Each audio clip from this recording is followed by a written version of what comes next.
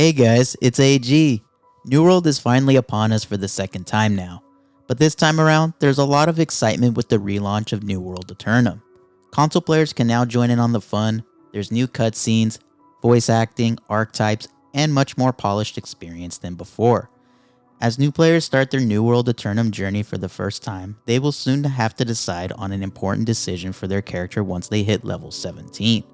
In this New World Aeternum video, I'll be discussing the 3 factions, who they are, what they represent, what are the benefits of joining a faction, and which one you should choose based on your preference. Before we discuss that, please like the video if you're interested in this type of content, and consider subscribing if you found this video helpful. Liking and subscribing really helps the channel with the YouTube algorithm, and also lets me know that I've earned your support as well. So like and subscribe, it doesn't cost a thing. But without further ado, let's dive right into the video. So in New World, factions are essentially groups you want to join to partake in in-game activities such as open world PvP and other benefits that we'll discuss later in this video. These factions will have companies, which are pretty much like guilds and other MMOs. You can only join a company with your chosen faction similar to other MMOs like World of Warcraft's Horde and Alliance factions. So choosing the right faction will be very important, as choosing the wrong one will penalize you for at least 30 days, and you can't join another faction until the 30-day cooldown is over. Each faction is very different from each other and has their own sense of purpose, lore, and aesthetic.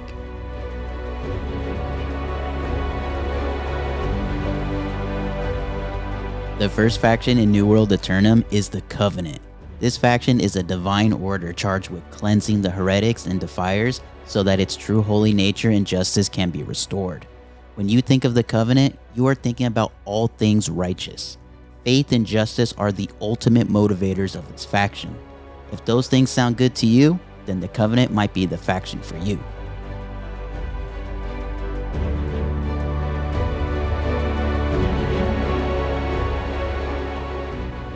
The second faction in New World Aeternum is the Marauders, a ruthless military force hell-bent on establishing a free nation where anyone with the strength to do so can prosper and profit.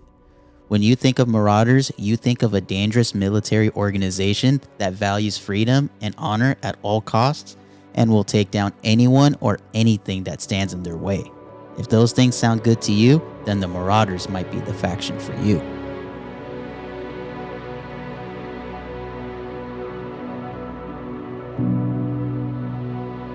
And the third and final faction in New World Aeternum is the Syndicate, a secret organization of boundless gil and intellect in search of hidden knowledge to usher in a new age of enlightenment. When you think Syndicate, you think of secret societies, the occult, and the pursuit of knowledge above all else. If that sounds good to you, then the Syndicate might be the faction for you.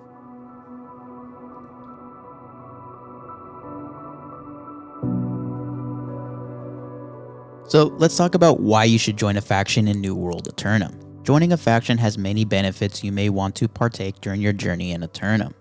The first benefit is doing faction quests.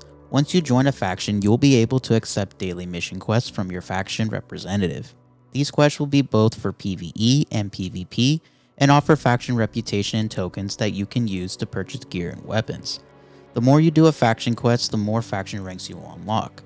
There are a total of 5 faction ranks. Each rank will unlock the next tier of gear and weapons. Each tier upgrade will be an upgrade for your character and will help you through leveling or PvP encounters while you journey in Aeternum. I recommend doing faction quests daily, as this will not only give your character a boost while playing, but you'll be able to unlock cool faction only cosmetics for your character, and you'll be able to obtain endgame gear through your faction quests as well.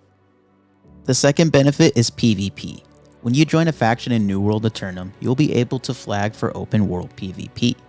Open world PvP will help you earn PvP experience while you level, and you'll also gain a 10% XP buff and a 3% gathering luck buff as well. PvPing will also help you earn Azoth Salt, which is a PvP progressive system used to unlock rewards such as gear, weapons, gems, jewelry, gold, and most importantly, artifacts. Artifacts are high-level items in the game that you're going to want to obtain for your character, and 10 of these artifacts can only be obtained through the PvP track system. You will also be able to participate in influence races, which are 45-minute open-world PvP events that require you to take over forts and watchtowers for your specific faction. You can earn Azoth salts through influence races and also earn additional rewards at the end of the race based on your individual contribution and how your faction did as well. These rewards include Azoth salts, faction reputation, faction tokens, and a box of loot called Sovereign Influence. And finally, you can join wars. Wars are 50 versus 50 battlegrounds that have an attack and defense style of gameplay. Attackers try to capture all the capture points and take over the base, while defenders defend all the capture points and base. You will need to sign up into a roster before you start the war as either an attacker or defender depending on your faction. So let's talk about where to find each faction. Once you hit level 17, there will be faction symbols in Everfall, which is the starting zone in New World Aeternum, to go talk to each faction representative. Each representative will have an introductory mini storyline about who they are, and will test you to see if you are a worthy initiate for their faction. You can do each faction's intro quest before ultimately deciding which one you will choose. I'd highly recommend trying doing all the faction initiate quests, as these quests will give you an idea of who these factions are, where their base is, and you can earn some nice upgrades for armor and weapons by just completing them. Just make sure you do not complete the final quest of joining a specific faction, as you can always go back to it if you're still undecided and want to explore other factions. And that's all I have today, guys. Thank you so much for tuning in. What factions will you be joining in New World Aeternum?